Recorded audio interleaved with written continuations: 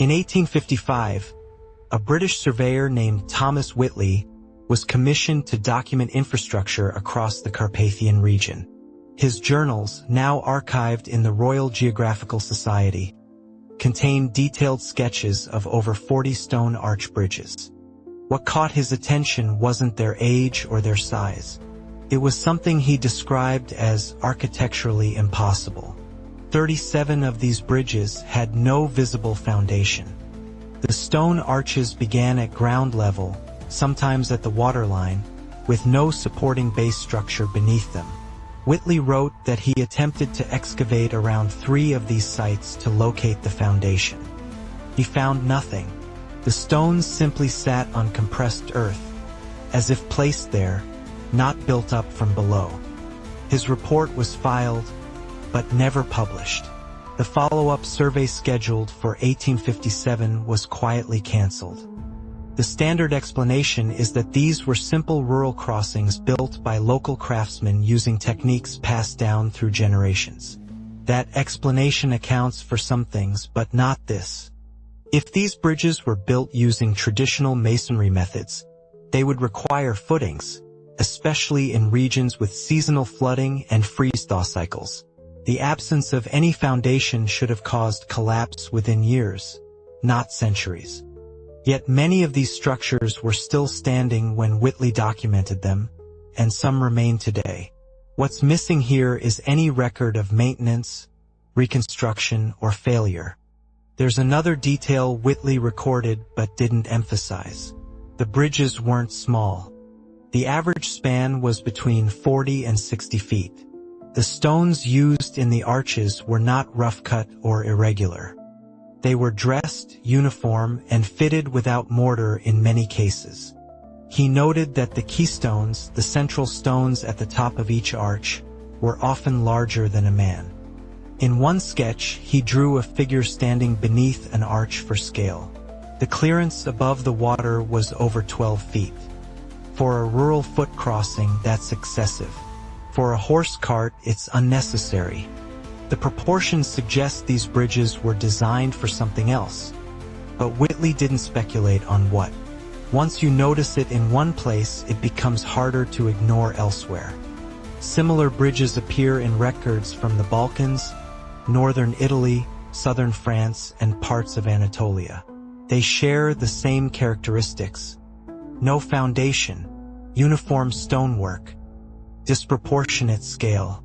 In 1839, a French cartographer named Lucien Mott catalogued 18 such bridges in the Pyrenees. He described them as antique, but could not date them. Local populations had no oral history of their construction. In his correspondence with the French Academy of Sciences, Mott wrote that villagers referred to them as the old crossings, but could not say how old or who built them.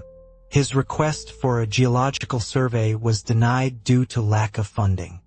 No further surveys were attempted. What makes this pattern more difficult to dismiss is the geographical spread. These bridges appear across regions that had no political or cultural unity in the 18th or 19th centuries. They weren't built by a single empire or kingdom. They don't align with known Roman, Byzantine, or Ottoman engineering styles. Yet the construction method, or lack of visible construction method, is nearly identical. That kind of consistency across such distances suggests either a shared knowledge system that left no other trace, or a single period of construction that predates the regional identities we associate with these areas. In 1848, the Austrian Imperial Survey began a comprehensive infrastructure review across its territories. The goal was to assess the condition of roads, bridges, and canals for military and economic planning.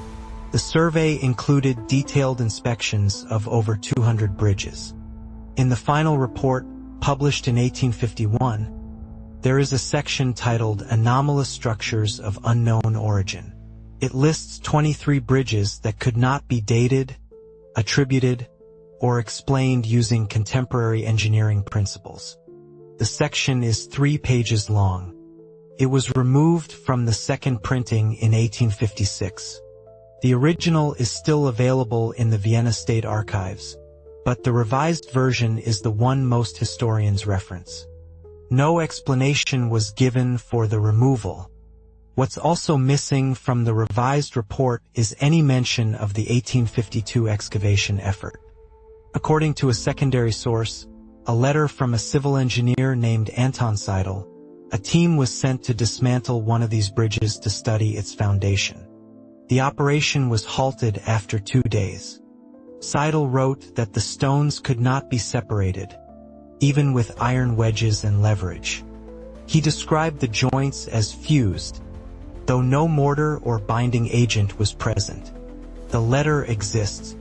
The excavation does not appear in any official record. There's a point in the mid-19th century where documentation on these structures changes. Prior to 1855, they appear in surveys, journals, and regional reports. After 1860, they are rarely mentioned. When they are, the language is different. They're described as Roman, or medieval, or simply old. The specificity is gone. The questions stop. It's as if a decision was made, not to erase them, but to stop asking what they were. That kind of shift doesn't happen by accident. It suggests a coordinated reclassification, or at the very least, a shared reluctance to pursue the subject further. If these bridges were built without foundations, and the stone was placed rather than constructed, then the method used is not documented in any surviving engineering tradition. If they were built by rural populations, then those populations had access to knowledge and resources that left no other evidence. If they're older than we assume, then the timeline of technological development in these regions is incomplete. And if they were something else entirely, something misidentified or deliberately misrecorded, then the question isn't just about bridges. It's about what kind of infrastructure network existed before the one we're told about, and why so much effort went into making sure we stopped looking at it. If you're noticing the same patterns, or if this opens more questions than it answers, leave a comment. Like the video if you want to see more of this kind of material.